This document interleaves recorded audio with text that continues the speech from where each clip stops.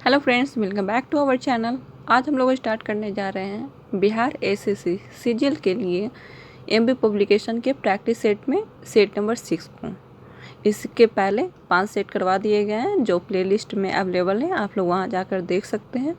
तो चलिए स्टार्ट करते हैं आज के सेट को। इसका फर्स्ट क्वेश्चन है, गोद प्रथा पर प्रतिबंध लगाने वाला गवर्नर जनरल कौन था? तो लॉर्ड डलहौजी। लॉर्ड डलहौजी का कार्यकाल कब से कब तक रहा है? तो 1848 से 56 तक रहा है और इन्होंने क्या किया था? गोद प्रथा पर प्रतिबंध लगाने का कार्य किया है। आगे, पंजाब के राजा रंजीत सिंह की राजधानी कहाँ थी? तो रंजीत सिंह की राजधानी लाहौर थी। इनकी राजनीतिक जो राजधानी थी लाहौर थी और धार्मिक राजधानी इन्होंने अमृतसर को बनाया था। लेकिन अगर डायरेक्ट क्वेश्चन आता है कि राजधानी कहाँ थी, तो लाहौर इसका आंसर हो जाएगा। आगे है, property and un British rule in India लिखा गया है किसके द्वारा? तो दादा भाई नौरोजी के द्वारा।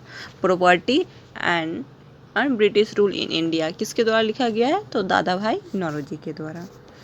आगे, भारत में प्रथम रेलवे लाइन किस ब्रिटिश गवर्नर जनरल के समय बिछाई गई है? तो लॉर्ड डलहौजी के समय में।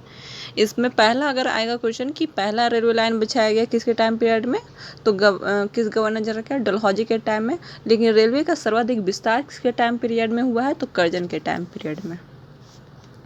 आगे, किस कंपनी ने सर्वप्रथम भारत में रेल सेवा प्रारंभ की है? तो ग्रेट इंडियन पेनिनसुलर रेलवे ने।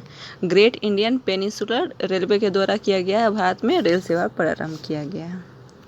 सती प्रथा का उन्मूलन किसके द्वारा किया गया है? तो लॉर्ड विलियम बेंटिंग। बेंटिंग का कार्यकाल रहा है 1828 से 35 तक। इन्होंने क्या किया है? सती प्रथा का उन्मूलन करने का कार्य किया है। तृतीय बौद्ध सभा किस स्थान पर बुलाई गई थी? तो पाटलिपुत्र में बुलाई गई थी। पहला कहाँ हुआ था? तो राजगीर में, दूसरा वैशाली में, तीसरा पाटलिपुत्र में और चौथा है कुंडलवन कश्मीर में हुआ था। पाटलिपुत्र में जो हुआ था उस टाइम अध्यक्षता कौन कर रहे थे? तो मोगलीपुत्तिश कर रहे थे और शासक कौन थे उस टाइम? तो अशोक के पीरियड में हुआ है। आगे, कौटिल्य अर्थशास्त्र कितने अभिकरणों में विभाजित है? तो 15। कौटिल्य अर्थशास्त्र कितने अभिकरणों में विभाजित है? तो 15। बोध गया में बोधि वृक्ष अपने वंश की किस पीढ़ी का है? तो षष्ठम। बोध गया में जो बोधि वृक्ष है वो अपने वंश की किस पीढ़ी का है? तो षष्ठम पीढ़ी का है। आगे, विजयनगर के किस शासक ने चीन के सम्राट के पास अपना राजदूत भेजा था? तो बुक्का प्रथम ने। विजयनगर के किस शासक ने है जो चीन के सम्राट के पास अपना राजदूत भेजा है? तो बुक्का प्रथम ने भेजा था। आगे है, मुगल काल के निम्नलिखित युद्धों को कालानुक्रम व्यवस्थित कीजिए। तो इसके काल के अनुसार हम लोग व्यवस्थित करते हैं। तो सबसे पहले जो घटना हुई है तो वो कौन सा हुआ है? तो खानवा का युद्ध हुआ था। कब? 1527 में। ये कब हुआ है? 1527 में हुआ था। किसके किसके बीच हुआ था? तो बाबर और राणा सांगा के बीच हुआ था। दूसरा जो हुआ है तो घाघरा का युद्ध हुआ है। तो ये भी बाबर के टाइम पीरियड से रिलेटेड है। 1529 ईस्वी में ये बाबर और अफगानों के बीच हुआ था, घाघरा का युद्ध। आगे, चौसा का युद्ध। चौसा का युद्ध 1539 में हुआ है। किसके टाइम पीरियड में? तो हुमायूं और शेरशाह के बीच हुआ है। सामूगढ़ का जो युद्ध हुआ था तो ये 1658 में हुआ था, औरंगजेब और दारा सिकोह के बीच हुआ था। तो हम लोग देखते हैं सबसे पहले कौन सी घटना हुई है? तो खानवा का युद्ध, फिर घाघरा का युद्ध, फिर चौसा का युद्ध, फिर सामूगढ़ का युद्ध। इसके अकॉर्डिंग इसका आंसर चला जाएगा 2, 1, 3, 4। इसका ए ऑप्शन जाएगा। आगे, तैमूर लंग ने किस वर्ष भारत पर आक्रमण किया है? तो तैमूर लंग ने कब किया है? 1398 ईस्वी में। तैमूर लंग ने कब किया आक्रमण भारत पे? तो 1398 ईस्वी में। आगे है, सफलतापूर्वक कार्य करने हेतु पंचायती राज को पूरे सहयोग की जरूरत पड़ती है किसकी? तो स्थानीय जनता की जरूरत पड़ती है। सफलतापूर्वक कार्य करने हेतु पंचायती राज को पूरे सहयोग की जरूरत पड़ती है किसकी? तो स्थानीय जनता की पड़ती है। प्रायः किसकी सलाह पर राज्य में राष्ट्रपति शासन लागू किया जाता है? तो राज्यपाल की सलाह पर क्या किया जाता है? राष्ट्रपति शासन लागू किया जाता है। किस अनुच्छेद में वर्णित है? तो 356 के 1 में है कि राज्यपाल की सलाह पर राज्य में राष्ट्रपति शासन लागू किया जाता है। अनुच्छेद 356 1।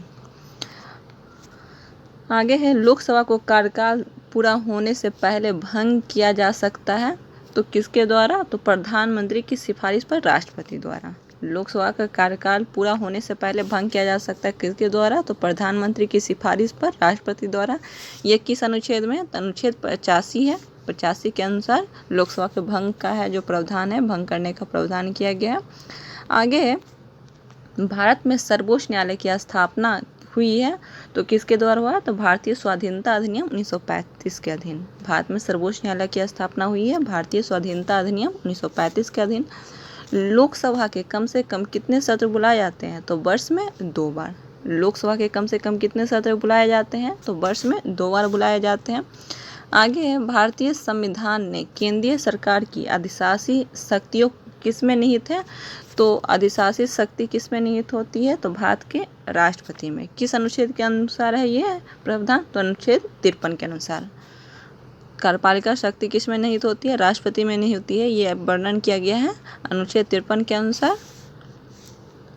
आगे, कौन सा ऐसा कर जो केंद्रीय सरकार द्वारा लगाया जाता है लेकिन उसे प्राप्त आय को केंद्र और राज्यों में विभाजित कर दिया जाता है? तो केंद्रीय उत्पाद शुल्क को। ऐसा कर जो केंद्रीय सरकार द्वारा लगाया जाता है लेकिन उससे प्राप्त जो आय होता है केंद्र और राज्य विभाजित किया जाता है, तो यह केंद्रीय उत्पाद शुल्क को किया जाता है। सापेक्ष निर्भरता का अर्थ है क्या? आर्थिक असमानताएं। सापेक्ष निर्भरता का अर्थ क्या है? आर्थिक असमानताएं हैं। भारत की 9वीं पंचवर्षीय योजना की अवधि कब से कब तक है? 1997 से 2002 तक। 9वीं पंचवर्षीय योजना कब से कब तक चला है? तो 1997 से 2002 तक चला है। भारत में राष्ट्रीय आय आकलन एकत्रित किया जाता है, तो राष्ट्रीय आय का आकलन एकत्रित किया जाता है किसके द्वारा? तो केंद्रीय सांख्यिकी संगठन के द्वारा। आगे है, रुपये का अंतिम बार अवमूल्यन किया गया है कब? तो जुलाई 1991 में किया गया है। रुपये का अंतिम बार अवमूल्यन कब किया गया है? तो जुलाई 1991 में किया गया है। 3 बार रुपये का अवमूल्यन किया गया था, 1949 में, 1966 में और 1991 में। अंतिम बार जो हुआ है 1991 में हुआ है। आगे, ताम्रपत्र पर लेख दर्शाते हैं कि प्राचीन काल में बिहार के राजाओं का संपर्क था कहाँ से? तो जावा सुमात्रा से। ताम्रपत्र लेख दर्शाते हैं क्या? प्राचीन काल में बिहार के राजाओं का संपर्क कहाँ से था? तो जावा सुमात्रा से था। लोकनायक के नाम से जाने जाते हैं कौन? तो जयप्रकाश नारायण। लोकनायक के नाम से कौन जाने जाते हैं? जयप्रकाश नारायण जाने जाते हैं। जनसंख्या दृष्टि से बड़े राज्यों का क्रम कौन सा है? तो यूपी है जनसंख्या में सबसे ज़्यादा, फिर महाराष्ट्र, फिर बिहार। यूपी, महाराष्ट्र, बिहार। निम्न में से किस राज्य में अनुसूचित जाति के लोगों की संख्या सर्वाधिक है? तो पंजाब में क्या है? अनुसूचित जाति के लोगों की संख्या सर्वाधिक है। आगे, 2011 की जनगणना के अनुसार भारत में जनसंख्या घनत्व कितना है? तो 382। 2011 की जनगणना के अनुसार भारत का जनसंख्या घनत्व कितना है? 382 है। भारत रत्न से सम्मानित निम्नलिखित विभूतियों में कौन बिहार राज्य से संबंधित नहीं है? तो JRD टाटा है जो बिहार से संबंधित नहीं है। बाकी जितने भी हैं तीनों ऑप्शन में वो बिहार से रिलेटेड रहे हैं। राजेंद्र प्रसाद, जाकिर हुसैन और जयप्रकाश नारायण, ये तीनों हैं जो बिहार से संबंधित हैं। भारत के मानक समय और पटना के स्थानीय समय में लगभग कितने समय का अंतर है? तो 15 मिनट का। भारत के मानक समय और पटना के स्थानीय समय में लगभग कितने समय का अंतर है? तो 15 मिनट का अंतर है। उत्तरी गोलार्ध में जलमंडल का विस्तार प्रतिशत कितना है? उत्तरी गोलार्ध में है जो जलमंडल का है विस्तार प्रतिशत कितना है? तो 60% है। 60% कितना है? जलमंडल का विस्तार है। आगे है, निम्न में से कौन उष्ण महासागरीय धारा है? तो उष्ण महासागरीय धारा कौन सा है? तो गल्फ धारा है जो उष्ण महासागरीय धारा है। हिंद महासागर व लाल सागर को कौन से जल संधि जोड़ती है? तो बाब अलमंडब। हिंद महासागर और लाल सागर को कौन से जल संधि जोड़ती है? तो बाब अलमंडब जोड़ती है। भी आकार की घाटी किससे बनती है? तो भी आकार की घाटी बनती है नदी से। भी आकार की घाटी किससे बनती है? नदी से बनती है। कौन सा देश सबसे ज़्यादा द्वीप समूहों से मिलकर बना है? तो इंडोनेशिया है जो सबसे ज़्यादा द्वीप समूहों से मिलकर कौन सा देश बना है? इंडोनेशिया बना है। कौन सी झील हनीमून लेक कहलाती है? तो लेक टिटिकाका है जो क्या कहलाती है? हनीमून लेक कहलाती है। हनीमून लेक कौन कहलाता है? तो लेक टिटिकाका है जो। निम्न में से किस महाद्वीप में सबसे अधिक देश है? तो अफ्रीका में क्या है? सबसे ज़्यादा है जो देश कहाँ पे है? कौन से महाद्वीप में? तो अफ्रीका में। कहाँ है? अफ्रीका में। आगे देखते हैं, बुद्ध का प्रबोध कहाँ प्राप्त हुआ था? अर्थात बुद्ध को ज्ञान की प्राप्ति कहाँ हुई है? तो बोध गया में हुई है। आगे देखते हैं, किसने दाऊद को पटना हाजीपुर से खदेड़ कर बाहर कर दिया था? तो जहांगीर ने। किसने दाऊद को है जो पटना हाजीपुर से खदेड़ कर बाहर कर दिया है? तो जहांगीर ने कर दिया था। हाल ही में किए गए घोषणा के अनुसार किस अफ्रीकी देश ने 2030 तक बाल विवाह समाप्त करने का लक्ष्य रखा है? तो दक्षिणी सूडान।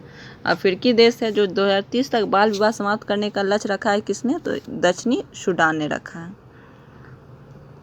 आगे, भारत का पहला राज्य जो इथेनॉल प्रोडक्शन प्रमोशन पॉलिसी 2021 को अपनाने की घोषणा की है? तो बिहार। बिहार पहला राज्य है जो इथेनॉल प्रोडक्शन प्रमोशन पॉलिसी 2021 को अपनाने की घोषणा की है। आगे 33वां है जो ग्रीष्मकालीन ओलंपिक खेल 2024 में कहाँ आयोजित किया जाएगा? तो ये फ्रांस में, पेरिस के फ्रांस में किया जाएगा। 32वां हुआ था जापान के टोक्यो में हुआ था, और 33वां कहाँ होने जा रहा है? 2024 में। तो ये फ्रांस में होने जा रहा है, फ्रांस के पेरिस में होने जा रहा है। इटली ने भारत में अपना पहला मेगा फूड पार्क की स्थापना कहाँ की है? तो मेगा फूड पार्क की स्थापना ये जो किया गया है कहाँ पे? गुजरात में किया गया है। इटली ने भारत में अपना पहला मेगा फूड पार्क की स्थापना कहाँ की है? तो गुजरात में किया है। बिहार का पहला राजकीय पक्षी उत्सव कर्रव का आयोजन कहाँ किया गया? तो जमुई में। कर्रव का हुआ है बिहार राज्य का राजकीय उत्सव कर्रव का कहाँ किया गया आयोजन? तो जमुई में किया गया है।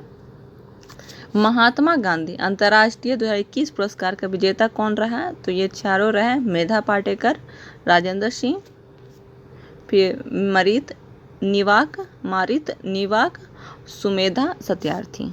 मेधा पाटेकर, मारित निवाक, राजेंद्र सिंह, सुमेधा सत्यार्थी, ये सभी नॉर्वे की है। मारित निवाक, बाकी सारे भारत से रिलेटेड हैं। जो महात्मा गांधी अंतर्राष्ट्रीय 2021 का पुरस्कार के विजेता रहे हैं। इसका ऑप्शन क्या हो जाएगा? डी चला जाएगा।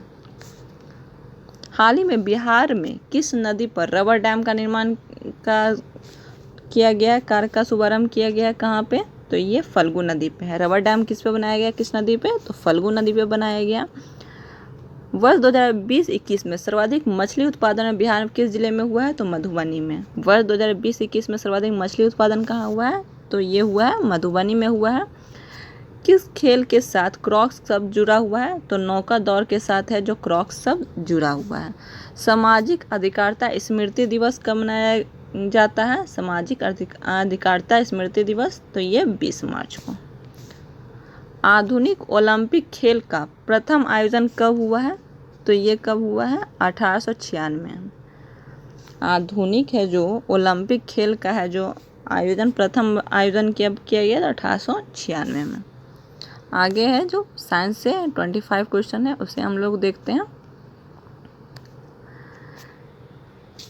स्थैतिक चुंबकीय क्षेत्र की उपस्थिति में वर्णक्रमीय रेखा के कई घटकों में विभाजन के प्रभाव को क्या कहा जाता है? तो जीमान प्रभाव कहा जाता है। इसे क्या कहा जाता है? जीमान प्रभाव। सभी गैर शून्य वेक्टर सदिश राशि को क्या कहा जाता है? तो क्या कहा जाता है? सप्रारंभिक वेक्टर।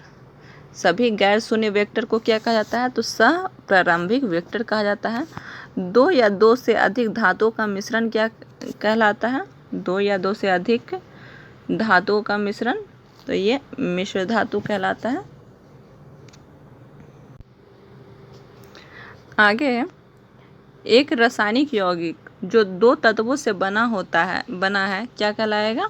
तो ये द्विअंगी बाइनरी कहलाता है। एक रासायनिक यौगिक जो दो तत्वों से बना है वो क्या कहलाता है? द्विअंगी या बाइनरी कहलाता है। जीवित तंत्रों के अध्ययन से संबंधित रसायन की शाखा का नाम क्या है? जीवित तंत्रों का है जो रसायन शाखा है तो जैविक रसायन। जीवित तंत्रों के रसायन से संबंधित रसायन की शाखा का नाम क्या है? तो जैविक रसायन है। रसो चिकित्सा का संबंध निम्न में से है। रसो चिकित्सा का संबंध किससे है? तो रोगों के उपचार से रसायनों का उपयोग और अध्ययन। रोगों के उपचार में रसायनों का उपयोग और अध्ययन से है रसो चिकित्सा का संबंध।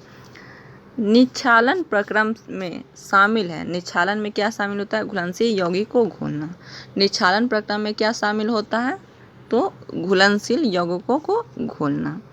निम्नलिखित में से क्या एक मिश्रण नहीं है? तो ग्रेफाइट क्या है? मिश्रण नहीं है। ग्रेफाइट क्या है? मिश्रण नहीं है। आगे है, निम्नलिखित द्रवों में से कौन सा द्रव का वाष्पन अधिक तीव्रता से होता है? तो किसका वाष्पन अधिक तीव्रता से होता है? तो अल्कोहल का। किसका है जो वाष्पन अधिक तीव्रता से होता है? तो अल्कोहल का होता है। आगे है, निम्नलिखित में से कौन से यंत्र का प्रयोग आर्द्रता को मापने में किया जाता है? तो आर्द्रता मापी का यूज़ किया जाता है आर्द्रता को मापने में। गैस फ्लेम के सबसे गर्म भाग को क्या कहा जाता है? तो non luminous zone. Gas flame में जो सबसे गर्म भाग को क्या कहा जाता है? नॉन ल्यूमिनस जोन कहा जाता है।